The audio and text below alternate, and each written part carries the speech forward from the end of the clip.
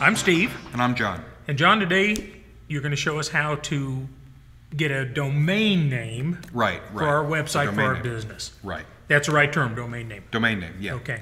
The domain name is, I like to think of it as the street address of your website.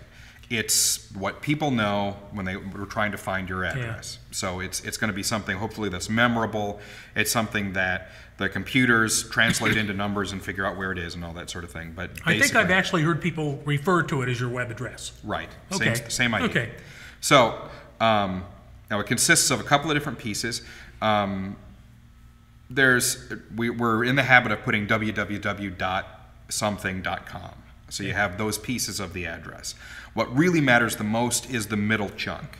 So if it's Amazon, you have www.amazon.com. Mm-hmm. Now, we can pretty much, for right now, just forget about the first part. We'll just focus on Amazon.com. With Amazon.com, what really matters is, can we get Amazon? With the .com, that's telling the computers and other users what type of website it is, mm-hmm. most often. For most things that we're doing, if we're running a business, you're going to want to have a .com. You really want to find the .com name. Yeah, yeah. Okay. Now, they'll try and offer you a lot of other ones. They'll offer you .info, .biz. Those are newer mm-hmm. Extensions. You don't see those very often, though, do you? You don't see them very often. We'll start seeing them more as people start trying to get names that are just not available in .com. But the thing is that still right now, if somebody's looking for something and they remember the name of your business and they're trying to find it, they're probably not going to guess .biz or .info. Yeah. They're going to guess .com. So if it's at all possible, you want the .com. Okay. So that's the one thing. Now the other thing when people start searching is very often they'll just try and type in the address in the browser and say, okay, I want to go to... Like they're doing a search. Yeah, mynewwebsite.com, or in a Google search type thing. Mm-hmm. And when they discover that that website doesn't seem to exist, they'll get excited and they think they can get that domain name. The problem is that that's not perfect. That's not, that there may be somebody who's just started their business at the same time and has the same name. There may be a speculator who thought that that name might someday be worth money and they went ahead and registered it so that they can try and sell it to you for $1,000 or $2,000. But they really haven't created a website. They just bought the name. Right. Okay. So what we want to do is find a name that we can buy that has a .com extension. Okay. So that's why we're going to go out and try and start our search and confine our search to one of these domain name registrars. Okay. And so where do you go? Where are these domain name registrars at? There are a lot of them out there, and you can do a Google search and find a lot of them. For the sake of our example today, we're going to use GoDaddy, which is one of the most popular ones that most people, it's got an easy to remember name. You really like the Super Bowl ads. Yeah, and in fact, though, I heard people at the Super Bowl say, that's a great commercial, what's GoDaddy? Right, exactly. Yeah. Okay. Well, the trick is that, registering domain names in itself isn't all that sexy, so they went ahead and did some different things with their advertising. Okay. So we're going to go to GoDaddy, okay.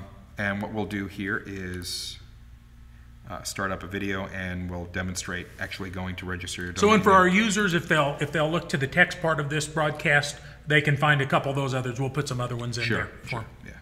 Now, we're on GoDaddy. Let's, for the sake of argument, say we're looking for a business that's Acme Mining Company. Okay. So we're going to try and search for the domain name. So put in acmemining.com. Again, we want to keep it as short as possible. Mm-hmm. So we'll put in Acme Mining and see what comes up. You'll see the result here, Acme Mining is already taken. That's not really a surprise with a name like that. Yeah. So we'll try a couple other variations. And you can just try as many as you want. Just keep trying until you find something that you like and that's available. So I put in the whole term acmeminingcompany.com, and I'll run a search on that. And again, that's already taken. Now, where you're going to find some room to play. Now, you'll notice that it's making some suggestions. It's suggesting info.net.org. Mm-hmm. It's also suggesting Acme Mining Companies over here on the right. Plural. Acme Mining Company site, my Acme Mining Company. It starts to get a little bit silly. But if we're going to try and tack some things on here. It's going to become more and more important, again, as we talked about, to focus on your area and your region. So we're going to look for Acme, Wichita. So you're going to put the geographic region onto it, Acme, Mining, Wichita. Actually, we're just going to do Acme, Wichita, see how that comes up. Okay. Acme, Wichita is available. So we're going to go ahead and register Acme, Wichita. Okay. And, I mean, that way that we'll have that domain name. It's nice, short, concise, but people are going to be able to find it. And we can get it. And that probably works best if you have a physical location in Wichita where people come to you. May not be as good if you're, and again, you're in Wichita, but you only sell virtually over the internet. And really, until you actually pay for this, you don't own the domain name.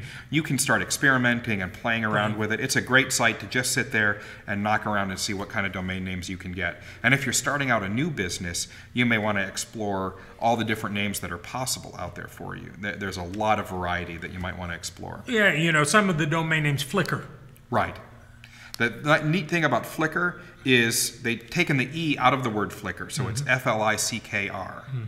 And with Flickr, it's now just a nonsense word. It doesn't mean anything. So obviously, they're not going to have a lot of competition for that name. Right. But on the other hand, it's a sound that's associated with photography. It's a brilliant name. Yeah. So, I mean, and others just catch on. Amazon.com. Amazon.com has nothing to do with books. It's a river with piranhas in it.